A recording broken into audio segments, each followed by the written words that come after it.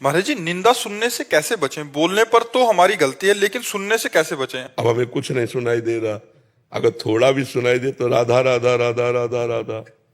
श्रवण मूंद न तो चले पर आई, हमारे शास्त्र आदेश करते हैं, संत शंभु श्री पद अपवादा, कही सुनी तहां असमर ज्यादा, काटी जीभ तासु जो बसाई, और श्रवण मूंद न तो चले पर आई। तो अपने वैष्णव किसी की जबान क्यों काटेंगे? तो अपनी बात है कि जब हरि गुरु या किसी संत समाज की किसी की निंदा होने लगे तो कान में अंगुली डालो जोर से और बस राधा राधा राधा, वहां से चल दो। महाराज जी, आजकल हर जगह ऐसा ही होता है, तो हर जगह कान में उंगली भी नहीं डाल। जाए ही नहीं, क्यों जाए?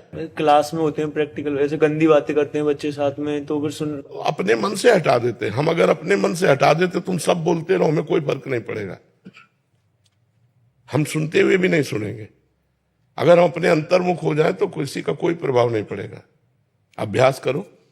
जैसे अभी कोई गहराई से बात सोचने लगो, हम बात कर रहे हैं, फिर आपको क्या कहा आपने, हमने सुना नहीं, फिर पास बैठे सुना, बोले मन कहीं और चला गया था। तो अगर मन हम प्रभु में लगाना सीख लें तो फिर सबकी बातें हमारे दिमाग में नहीं आएंगी। कोलाहल हो रहा, चिड़ियां चहक रही, बस ऐसे माने।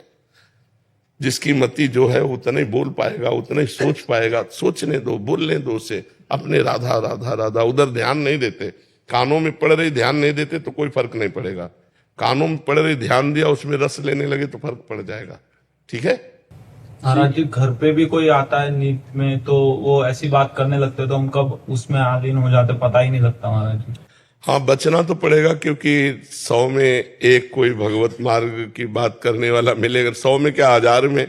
नहीं तो प्राय लोग संसार की बातें, और संसार में निंदा स्तुति होती है, किसी की बड़ाई किसी की बुराई, यही संसार के लोग बातचीत करते हैं। तो अपने को उस समय नाम जप करना चाहिए, प्रभु का नाम जप करके बचना चाहिए। क्योंकि अब जब रिश्तेदार है तो उससे कह नहीं सकते चुप हो जाओ। रिश्तेदार है तो उसके पास सम्मान के लिए बैठना होगा, हाँ में हाँ मिलानी होगी। बस अंदर से असंतुष्ट रहो कि ये सब बातें ठीक नहीं, तो उनका प्रभाव आपके ऊपर नहीं पड़ेगा। आप रुचि नहीं दे रहे अंदर से, तो भगवान अंदर से जान रहे, वो निर्णय करने वाले भगवान होते हैं, इसलिए उस निंदा का फल आपको नहीं भोगना पड़ेगा।